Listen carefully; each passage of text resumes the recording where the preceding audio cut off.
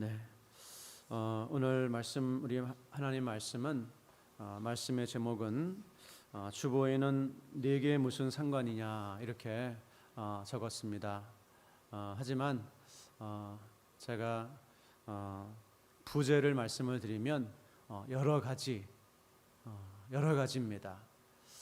제가 성경을 읽다가 좀 묵상해 놓은 여러 가지를 좀 편하게 이 시간 좀 나누려고 합니다. 먼저 오늘 본문 말씀을 먼저 이렇게 정한 이유는 이제 예수님께서 베드로에게 나를 따르라.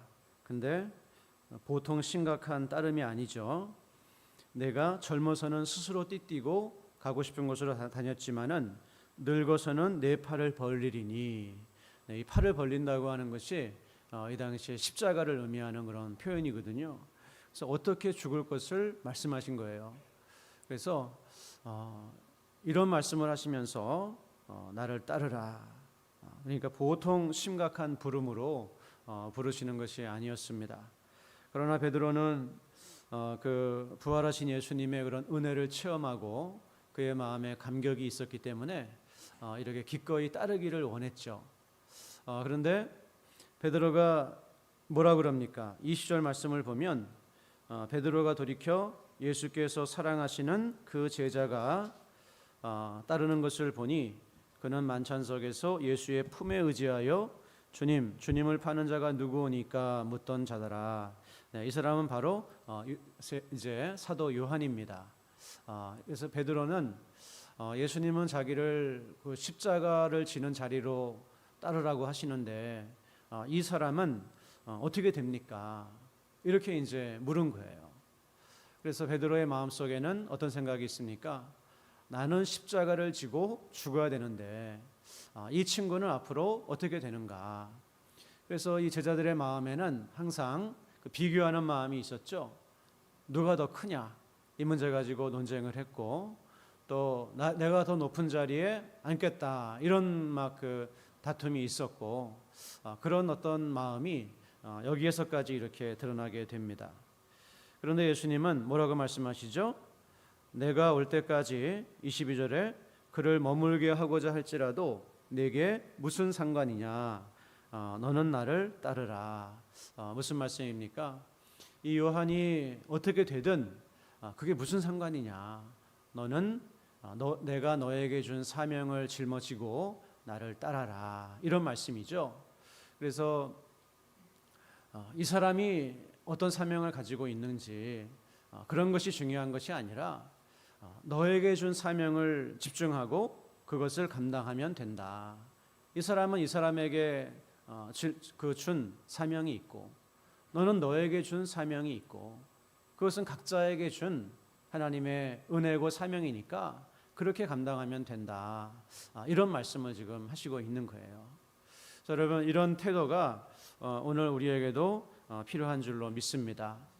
우리가 하나님을 섬기면서 살아갈 때 늘 그런 마음이 좀 들지 않습니까? 저 사람은 저만큼 하는데 나는 왜 이만큼 해야 되나? 나는 왜 더 힘들어야 되나? 이런 마음이 우리에게 들 때가 있어요. 그래서 비교하고 그 비교해서 나오는 비교할 때 뭐가 나오죠? 마음의 불만이 이제 막 나오죠. 그래서 왜 내가 더 힘들어야 되나? 왜 내 십자가는 더 이렇게 커야 되나? 왜 나는 더 수고하고 헌신해야 되나? 이런 마음을 가질 때가 많이 있다는 거예요. 그런데 그런 마음을 가지고 있을 때 예수님께서 뭐라고 말씀하신다고요? 내게 무슨 상관이냐? 너에게 준 십자가를 지고 나를 따르면 된다. 할렐루야. 이런 마음을 우리가 가져야 될 줄로 믿습니다. 내가 감당해야 될 십자가가 더 크다고 한다면 그거는 하나님의 은혜인 줄로 믿습니다. 또 그 감사의 제목이죠.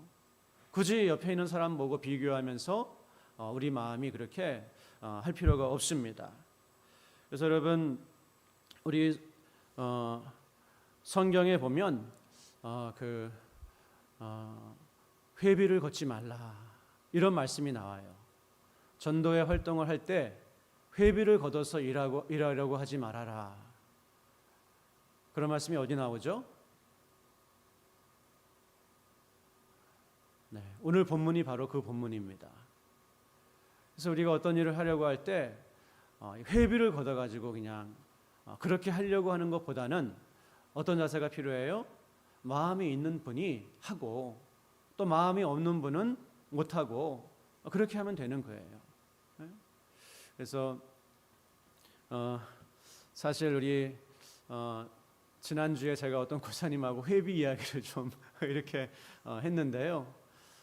그래서 제가 이 말씀을 이제 예전부터 이렇게 한번 말씀을 좀 전하려고 준비를 했던 건데 이 말씀 지난주에 회비 얘기를 했는데 제가 오늘 이 이야기하면 또 좀 오해하실까봐 좀 걱정이 됐는데 제가 그냥 이렇게 말씀을 드리는 거는 이분은 제가 무슨 이야기를 해도 절대로 시험에 들 분이 아니에요.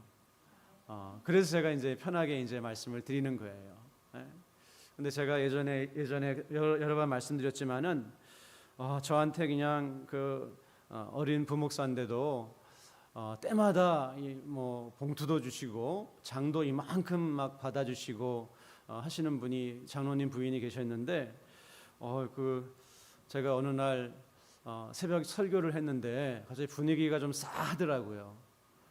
싸하고 그 이후로는 저하고 눈도 잘 안 마주치려고 그러시더라고요. 그 장로님 권사님이 왜 그랬냐면은 그때 이제 미국에 저희 어머니가 오셨을 때 그 권사님이 저희 집에 오셔가지고 저희 어머니한테 담임 목사님 흉을 잔뜩 보고 그렇게 갔어요. 그래서 이제 좀 편해서 그냥 하신 얘기겠죠. 근데 그 다음 날 제가 새벽에 그 어떤 말씀을 전했냐면 불평하지 맙시다. 그 민수기 그 본문이 민수기였어요. 민수기. 그래서 민수기는 그 불평의 책 아닙니까? 민수기 주제가 불평하다가 망한 책이거든요. 그래서 순서가 민수기였어요. 그래서 저는 아무 생각 없이 불평하면 안 됩니다 전했는데 그때부터 이제 장도 안 봐주시고 봉투도 안 주시고 그러시더라고요. 그래서 저는 전혀 그렇다고 제가 또 찾아가서 권사님 사실은 권사님 보고 한 얘기가 아닙니다. 이렇게 얘기할 수도 없잖아요. 뭐 말씀을 전했으면 그걸로 끝이지 뭘 또 뭐 그렇게 할 수도 없잖아요. 그런데 제가 이 말씀은 전에부터 이제 준비를 했던 그런 생각을 했던 말씀입니다. 그래서 우리 교회가 하나님의 일을 할 때 어떤 정신을 가지고 해야 되느냐. 물론 큰 일은 이렇게 힘을 모아서 하는 것도 중요하지만 어때요? 없는 사람은 안 해도 되는 거예요. 형편이 어려운 분은 못 하는 거예요. 그리고 다음에 하나님이 형편을 주시면 그때 봉사하고 헌신하시면 됩니다. 그러나 하나님께서 그 섬김의 마음을 주셨을 때에는 어때요? 다른 사람이 하든 안 하든 그게 중요한 게 아니에요. 나에게 그런 마음을 주셨고 여건을 주셨다고 한다면 기쁨으로 그 일을 감당을 하면 되는 거죠. 그래서 여러분 교회는 이처럼 옆에 있는 사람이 뭐 왜 이렇게 뭐 교회가 어려운데 함께 짐을 지지 않고 또 그러냐 이거 가지고 우리가 할 필요가 없어요. 나만 하나님 앞에서 하나님과의 1대1의 관계니까 내가 하나님을 이렇게 섬기고 사랑하고 봉사하면 되는 줄로 믿습니다. 그래서 여러분 모쪼록 하나님 앞에서 나에게 주신 그런 어떤 짐이 많다고 한다면 나에게 큰 은혜를 주셨구나 이렇게 생각하시고 열심으로 그렇게 헌신하고 봉사하시기를 주님의 이름으로 부탁을 드립니다. 그래서 베드로전서 4장의 14절에서 16절 말씀을 보게 되면요 그런 고백을 합니다. 우리 베드로전서 4장 14절에서 16절 말씀. 베드로전서 4장 14절에서 16절 말씀. 베드로전서 4장 14절에서 16절 말씀을 보시면 이렇게 말씀하고 있습니다. 베드로전서 4장 14절에서 16절 시작. 너희가 그리스도의 이름으로 치욕을 당하면 복 있는 자로다. 영광의 영 곧 하나님의 영이 너희 위에 계심이라. 너희 중에 누구든지 살인이나 도둑질이나 악행이나 남의 일을 간섭하는 자로 고난을 받지 말려니와 만일 그리스도인으로 고난을 받으면 부끄러워하지 말고 도리어 그 이름으로 하나님께 영광을 돌리라. 아멘. 네, 그래서 주님을 위해서 당하는 고난이 이렇게 영광스러운 것이다. 이렇게 말씀하고 있습니다. 그래서 주님을 섬기는 일에 힘들고 또 어렵고 또 아픔이 따르고 그런 부분이 있다고 한다면 그거를 우리가 어떻게 여기라고요? 영광으로, 기쁨으로, 감사함으로 여겨라. 그렇게 말씀하고 있습니다. 그런 자세가 우리에게 있기를 주님의 이름으로 부탁을 드립니다. 그래서 이제 우리 그런 마음으로 우리가 주님을 섬길 때 이 신자가 물질 생활, 헌금 생활 이것은 굉장히 중요한 부분으로 압니다. 그래서 그 사람이 어디에다가 돈을 많이 쓰는가 보면 그 사람이 뭘 좋아하는 사람인지 알 수가 있죠. 그래서 뭐 노는데 돈을 많이 쓰면 노는 걸 좋아하는 사람이고 또 취미 생활을 많이 쓰면 그걸 좋아하는 사람이고 또 하나님의 일을 위해서 열심히 헌신하면 사실은 그게 하나님을 사랑하는 중요한 표현입니다. 그래서 우리는 우리에게 주신 그런 물질을 정말 하나님의 영광을 위해서 힘있게 드리고 사용하는 그런 믿음이 반드시 있어야 됩니다. 여러분 지금 돈을 물론 우리는 다 힘들고 어렵죠. 하지만 지금 정말 그 돈을 가치 있게 그런 쓸 수 있는 곳이 얼마나 많이 있는지 모릅니다. 그래서 정말 너무나 그 귀한 일에 우리의 물질을 사용할 곳이 너무나 많이 있어요. 그래서 제가 지금 현대 사회를 보면서 그 현대 사회가 지금 굉장히 큰 문제죠. 앞으로 우리나라도 곧 그런 시대가 옵니다. 앞으로 이제 청년들에게 성이 몇 개냐? 그럼 우리는 남자와 여자죠. 근데 미국의 대학교 가가지고 젠더 성이 몇 개냐 물어보면은 어떤 사람은 100개라 그러고 어떤 사람은 뭐 200개라 그러고 지금 그게 현실이에요.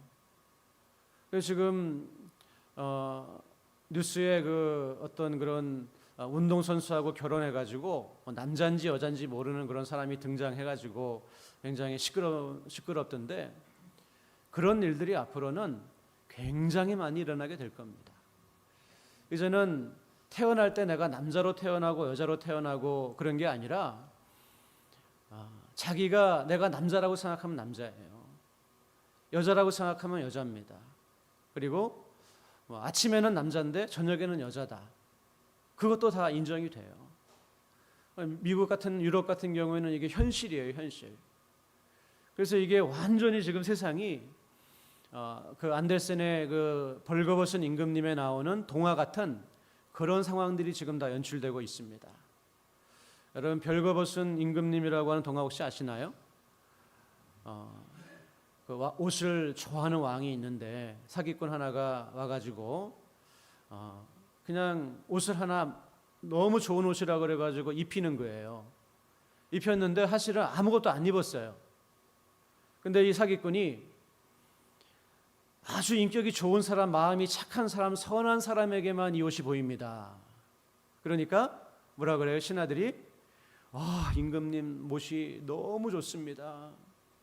그러니까 임금도 어때요? 벌거벗은 상태에 있으면서 이 옷이 괜찮지? 그러다가 어떤 어린아이 하나가 그 왕을 보면서 막 웃는 거예요. 야, 왕이 벌거벗었네. 그러니까 사람들이 그때 진짜 벌거벗었다고. 지금 그런 세상이에요. 누가 봐도 남자는 남자고 여자는 여자지.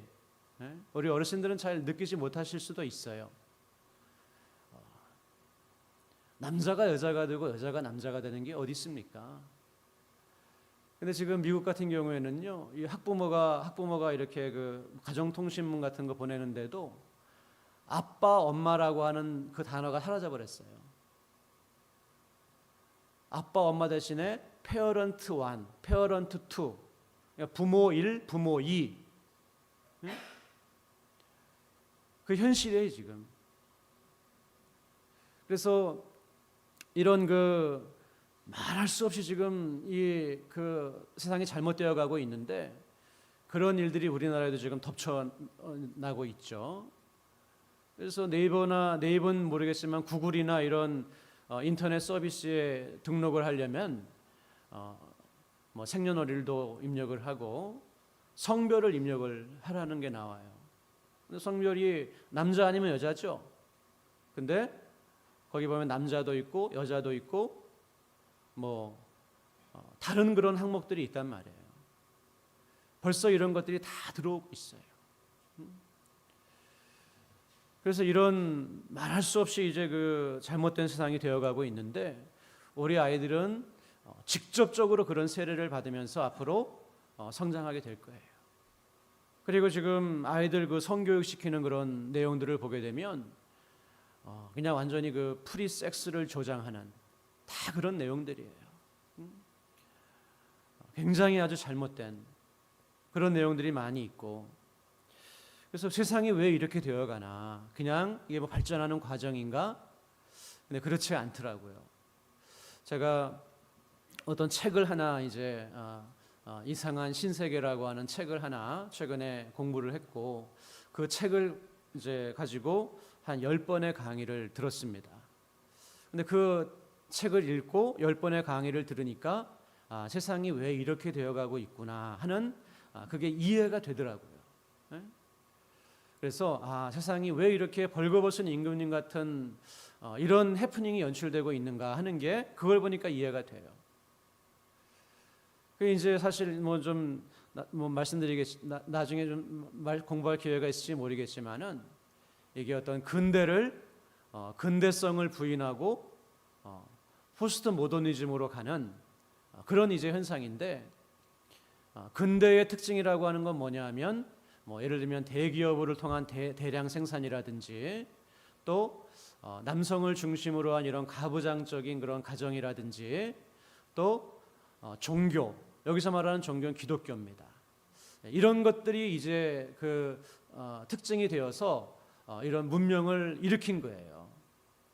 근데 그런 문명을 일으키다 보니까 여기서 많은 문제들이 생기고 이런 문제들을 해결해야 된다라고 하는 측면에서 이 근대를 만든 대기업이라든지 또 가정, 아빠를 중심으로 하는 그런 가부장적인 제도라든지 특별히 기독교가 공격의 대상이 되어서 이 현대 철학자들이 이 세 가지를 해체하려고 파상적으로 굉장히 많이 연구를 하고 노력을 하고, 그런 것들이 교육을 통해서 문화를 통해서 예술을 통해서 현대 사회에 지금 계속해서 퍼져나가고 있는 거예요.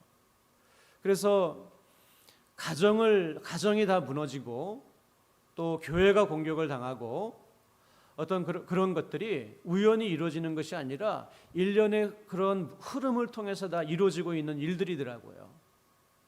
그래서 우리 청년들도 지금 결혼 안 한다고 하는 그런 청년들이 있는지 모르겠어요. 그런데 여러분, 결혼하는 것이 맞습니까? 안 하는 것이 맞습니까?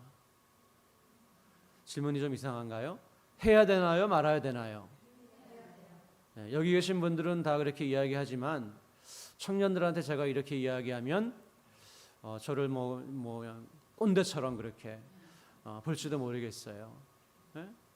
우리 하영이가 청년의 대표로 와 있는데, 하영아, 결혼을 해야 돼 말아야 돼? 결혼을 해야죠. 결혼 안 한다고 하는 거는 뭐예요? 그냥 책임을 안 지겠다는 거예요. 그냥 편하게 살겠다고 하는 거예요. 결혼해서 자기가 져야 될 부담이나 사명이나 그런 것들은 내가 별로 감당하고 싶지 않고 그냥 내가 편하게 살고 싶다. 그건 하나님 뜻이 아니죠. 하나님의 뜻이 아닌 삶을 살면 사람이 진짜 행복해질 수 있습니까? 없습니까? 사람은 행복해질 수 없어요. 올바른 인생이 될 수가 없는 거예요. 물론 하나님께서 독신의 은사라고 하는 걸 주셨습니다. 은사는 선물이죠. 그래서 어떤 분에게는 혼자 사는 것이 하나님이 주신 선물이에요. 그럼 왜 그런 선물을 주셨죠? 특별히 하나님의 일에 집중하라고 그런 선물을 주신 거예요. 우리가 그걸 성경에 있는 거니까 인정해야 되죠. 그러나 일반적으로는 청년들은 결혼이 아무리 지금 세상이 결혼에 대해서 부정적으로 이야기하고 힘든 거다 말하고 그래도 결혼은 하나님의 뜻이니까 해야 된다. 나의 사명을 감당해야 된다. 그것이 진짜 행복한 삶이다라고 하는 신앙을 가지고 결혼을 해야 되는 거예요. 근데 지금 이 세상의 사상이 청년들을 그렇게 하지 않도록 만들어요. 그러니까 이게 잘못되고 있는 거예요. 우리는 그냥 세상이 그러니까 너 그렇게 살아도 돼. 그게 아니라 아이들에게 듣든 안 듣든 결혼을 하는 것이 성경적이다. 하나님 뜻이다. 이거를 가르쳐 줄 수 있어야 되는 거예요. 근데 세상에 이렇게 지금 기독교 근대 사회를 이룬 핵심이 기독교거든요. 기독교를 공격하고 이 가정이라고 하는 거 공격하고 어떤 그런 대기업은 우리가 상관이 없으니까. 그런데 그런 거를 공격을 하면서 이런 권위들을 다 해체해 나가는 거예요. 그게 행복한 세상이 온다. 그렇게 하면 그런 과정 속에서 이런 소위 말하는 성혁명, 동성애도 오케이, 성을 인위적으로 바꾸는 것도 오케이, 사회적인 성을 주장하는 것도 오케이. 이게 진리가 되어서 지금 이미 서구 사회는 다 휩쓸어가고 있는 거예요.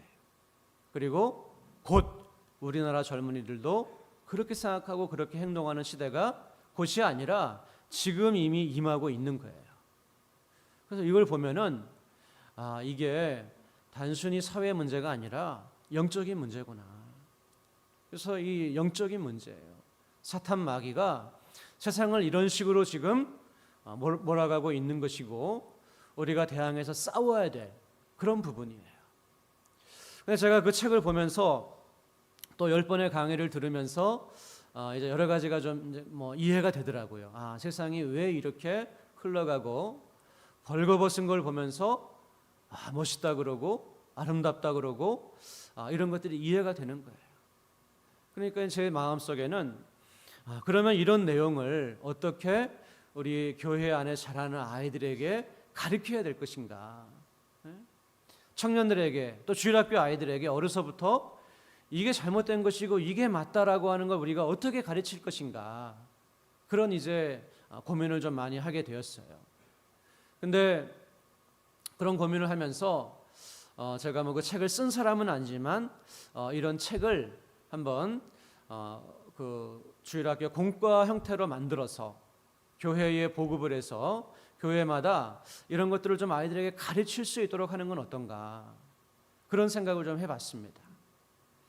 그럼 여러분 만약에 이 책이 제가 몇 명 이제 그 관계자들하고 만나서 이야기를 해봤는데 그분들 하는 이야기가 분명히 안 팔릴 거라고 그러더라고요.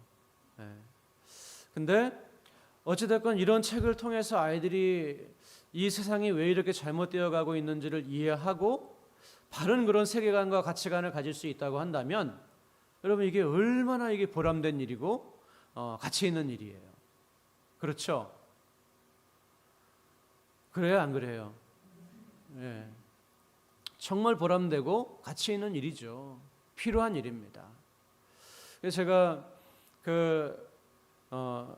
이야기를 하면서 이제 제 아는 분들 중에 마침 출판사에도 기독교 출판사에 근무하고 그런 분들이 있어서 이런 걸 한번 해봐라 하면서 아이디어를 주고 또 그렇게 얘기를 했어요. 제가 무슨 얘기하다가 여기까지 왔죠? 지금 돈을 가치 있게 쓸 곳이 많다 이야기했죠. 근데 비용이 한 1,000만 원 정도 든다고 그러더라고요. 그런 책을 하나 만들고 한 2,000부 정도 찍고 그렇게 하는데 한 1,000만 원 정도 든다 그래요. 그래서 제가 다 다른 이야기가 아니라 우리 교회에서 1,000만 원 있으면 그 일 해야 되겠다 나중에. 그 생각을 한 거예요. 여러분 혹시 1,000만 원 있는 분 있으면 좀 헌금하시면 이 일에 좀 사용하도록 하겠습니다. 여러분 1,000만 원 이거보다 더 값어치 있게 쓸 수 있는 곳이 그렇게 많지 않을 것 같아요. 이런 책을 쉽게 교재로 만들어서 일선에 보급을 해가지고 우리 아이들이 교육을 받고 선생님들이 교육을 받고 그렇게 한다면은 정말 그거는 저는 마음에 늘 어떤 부담이 있는가 하면 뭔가 하나님 나라를 위해서 조금이라도 이바지를 해야 되는데 참 너무나 내가 부끄럽구나, 그런 생각을 좀 항상 해요. 그래서 성도님들도 하나님이 직분도 주셨고 사명도 주셨고 은혜도 주셨잖아요. 그럼 여러분, 우리가 하나님께 맨날 복 달라고 기도하는 것도 중요하지만 내가 하나님 나라를 위해서 뭔가 이바지해야 되겠다, 이런 생각은 좀 안 드시나요? 다 드시는 줄로 믿습니다. 내가 하나님께서 나를 귀한 직분도 주셨고 한평생 이렇게 하나님 믿게 하셨는데 내가 이 영광스러운 나라를 위해서 뭔가 좀 나의 삶을 드리고 나의 물질을 드리고 나의 그런 시간을 들여서 하나님 나라에 이바지하는 그런 사람이 되어야 되겠다. 우리가 이런 마음을 가져야 되는 거예요. 그리고 우리가 다 가난하고 가진 것이 없지만 그래도 나의 것을 들여서 하나님의 일에 헌신하는 그런 사람들이 되어야 할 줄로 믿습니다. 그래서 고린도후서 9장 7절 말씀을 보게 되면 하나님은 인색함이나 억지로함이 아니라 즐겨내는 자를 사랑하시고 축복하신다, 그렇게 말씀해요. 우리가 신앙생활하면서 하나님께 즐겨내는 것, 굉장히 중요한 그 신앙의 고백입니다. 그냥 입으로만 하는 것이 아니라 우리의 물질로 없으면 어쩔 수 없지만 있다고 한다면 마음을 들여서 하는 것, 얼마나 참 아름다운 일인지 몰라요. 그래서 앞으로 우리 교회가 재정도 정말 넉넉해져서 하나님 나라를 위한 이런 다양한 일에 좀 쓰임 받을 수 있도록 여러분 기도해 주시고, 그리고 여러분 유산이 좀 있으신가요? 유산 중에 일부분을 떼어서 헌금을 하시기를 바랍니다. 다 그냥 자식한테만 물려주려고 하지 말고 몇 분의 1은 계산해서 하나님께 드리세요. 한평생 그 물질 가지고 잘 이렇게 생활했으면은 갈 때는 어떻게 해요? 일부분을 떼서 하나님께 드려서 이런 일에 사용하여 주옵소서. 그 얼마나 아름다운 일입니까? 그러면 하나님께서 우리 자녀들에게 조금 물질 덜 물려줘도 하나님께서 자녀들에게 더 축복해 주지 않으실까요? 그게 바른 믿음 아니겠습니까? 그냥 내 자식에게만 다 물려주고 다 그냥 그렇게 하려고 하는 것이 아니라 하나님을 위해서 물질을 들여서 그런 귀한 일에 올바로 사용될 수 있다고 하는. 그래서 교회는 책임감을 가지고 성도들이 피땀 흘려 헌금한 그 헌금을 정말 올바른 일에 사용할 수 해야 되는 책임이 있는 거죠. 허투루 쓰는 것이 아니라. 그래서 우리 성도님들은 자녀들에게 미리 지금 이야기를 좀 하세요. 아빠 엄마가 이렇게 살다가 나중에 갈 때에는 일부분은 교회에 이런 목적을 위해서, 이런 교육을 위해서 혹은 이런 선교를 위해서 내가 드리기로 했다. 혹시 다음 주부터 또 다 안 나오시는 거 아닌지 모르겠는데 그렇게 한번 잘 생각해 보십시오. 저는 그게 참 너무나, 저도 그렇게 할 거고 굉장히 그렇게 하고 싶어요. 지금 돈을 값어치 있는 일을 위해서, 올바른 일을 위해 쓸 그런 곳이 너무나 많이 있어요. 내년에는 저희가 재정이 없지만 기도하고 있는 것은 1년에 한 번이라도 그 우물을 하나 파는 그런 거를 우리가 했으면 좋겠다 생각을 하고 있어요. 걸어서 3시간, 4시간 걸어야 물을 길어올 수 있는 그 오지에, 혹은 물이 있어도 더러워서 먹을 수 없는 곳에 그런 필터를 해주는 그런 사업을 위해서 1년에 한 번이라, 한 군데라도 좀 좋은 일을 해야 되겠다. 얼마나 귀합니까? 그래서 우리의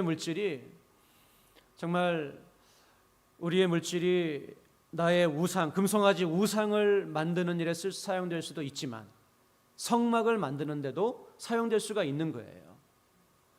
그 물질 다 어디서 났습니까?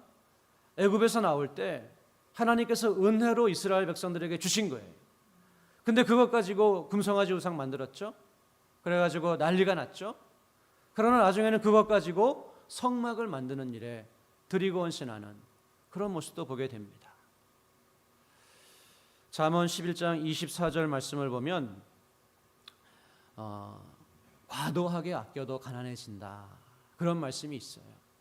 그냥 과도하게 아껴도, 그냥 하나님께 인색하고 드려야 될 것도 안 드리고 하지만 그 축복이 안 된다는 거예요. 우리 하나님께 기쁨과 감사함으로 드리는 그런 가정이 또 믿음이 되어야 될 줄로 믿습니다. 여러분, 오늘 여러 가지 그런 말씀을 드렸는데요, 모쪼록 여러분, 하나님이 주신 우리의 각자에게 주신 사명이 있는 거예요. 베드로는 두 팔을 벌리게 하시는 그런 사명이 있었고, 요한은 끝까지 교회를 섬기고 예수님의 어머니를 모시는 사명이 있었고, 우리 모두에게 각자에게 주신 사명이 있습니다. 그 사명의 무게가 영광의 무게고, 그 사명의 가치가 우리 인생의 가치인 거예요. 여러분, 모처럼 남은 삶을, 이 사명을 감당하는 삶을 사시기를 주님의 이름으로 간절히 축원합니다. 그리고 특별히 우리의 물질을 어떻게 사용하고 어느 곳에 드리는가 하는 것이 나의 신앙에 굉장히 중요한 신앙 고백이라고 하는 걸 꼭 기억하시고, 적극적으로 하나님께 물질을 드리고 물질로 하나님 나라를 위해 협력하는 그런 여러분들 다 되시기를 주님의 이름으로 간절히 축원합니다. 하나님 아버지, 오늘 주신 말씀을 통해서 나에게 주신 십자가가 무엇인지, 아버지, 우리가 교회가 어떻게 하나님 나라를 위해서 벽돌 한 장이라도 헌신하고 어떻게 충성할 것인지 돌아보게 하시니 감사를 드립니다.